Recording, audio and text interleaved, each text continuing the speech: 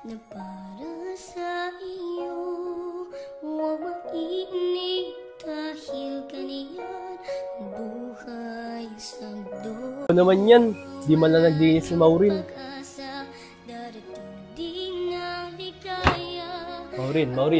Maureen, gising. Maureen, gising. Kuya, ano ba yun? Natutulog ako eh. Maureen. Ano ba yun, kuya? Natutulog ako eh. Di ba sabi ko sa'yo, maglinis ka? Eh kuya, tinatamad nga ako eh. Bes nga paggala, tinatamad ako eh. Maureen, gumising ka. Ano ba yan? Minsan na nga lang kita inuutusan, di mo pa sinusunod.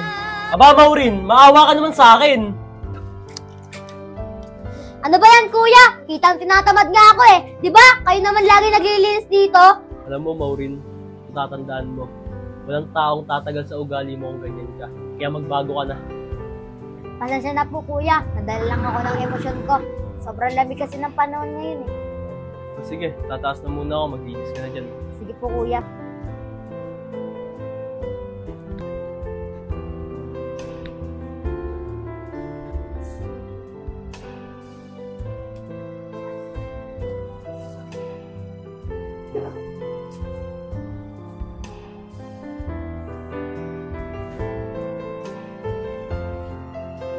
Sakto, natapos din.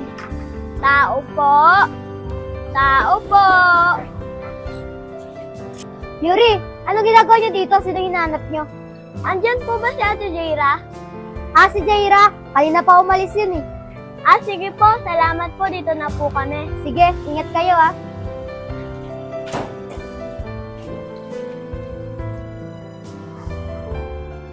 Ano kaya nangyari kay Kuya? Ngayon ko lang siya nakitang nagalit. Kasi, masiyahin niya si Kuya eh. Makapag-ayos nga muna ng gamit bago ako pumasok.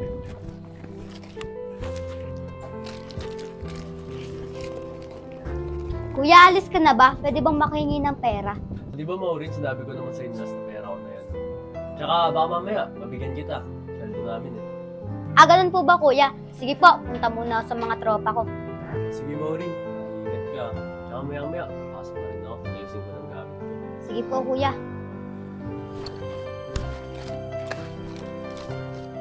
Ayun na nga ito, mapasok na.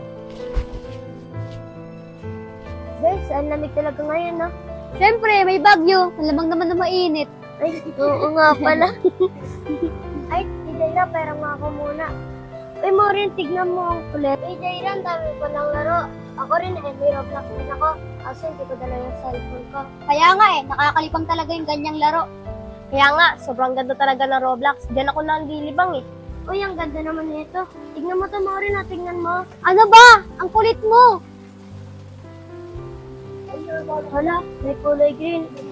Uy, Jaira, tignan mo, nagkakulay green.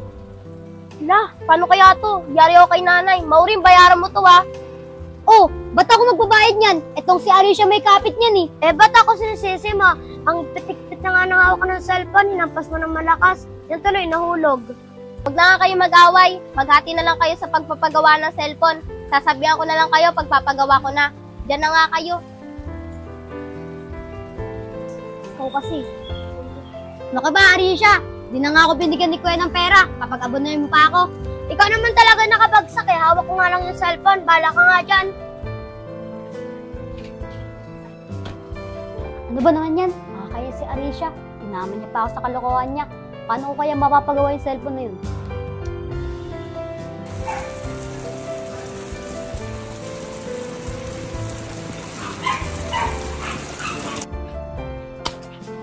Paano na kayo ng kapatid mo niyan, Tol? Isa ka sa natanggal ni Foreman sa trabaho. Oo nga, Tol. Kailangan pa naman ng trabaho. Tol, ba may tutulong ako sa'yo, sabihin mo lang. Meron, Tol. Malaki. Pwede mo sabihin kay Foreman na ikaw tanggalin sa trabaho, sabay ako ipasok. Oo nga, Tol. Tama si Gab-Gab. Maghanap pa na lang na ibang trabaho. Awit sa inyo, Tol. Pinagkaisaan niya naman ako. At isa pa, Tol, di ko kayang gawin yun. May binubuhay ang pamilya. Hindi, Tol. Joke lang yun.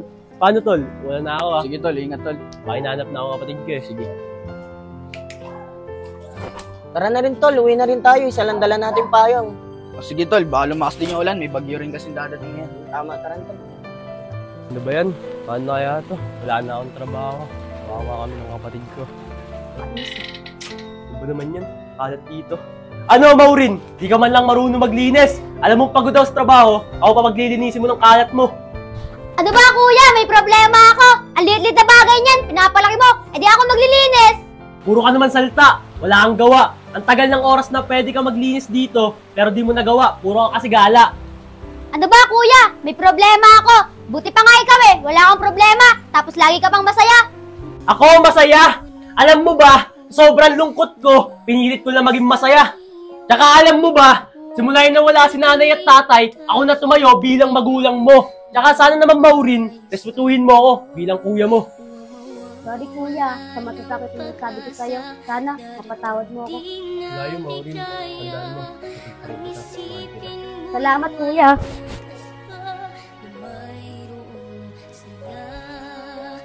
Pa-subscribe naman pa. Maraming salamat.